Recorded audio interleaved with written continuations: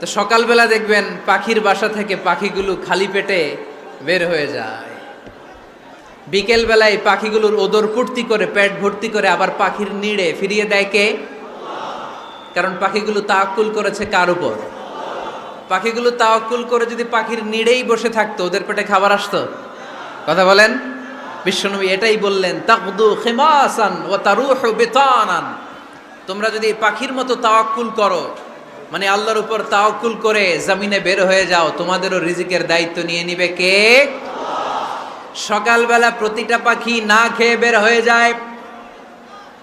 একটা পাখির পেটের ভেতরে কোনো দানা পানি নাই, কিন্তু আল্লাহর উপর তাওয়াক্কুল করে পাখিগুলো যখন বের হয়ে যায়, বিকেলবেলা পেট ভর্তি করে ওদর ভর্তি করে আবার পাখির নিরে পাখিগুলোরে ফিরিয়ে দেয় কে?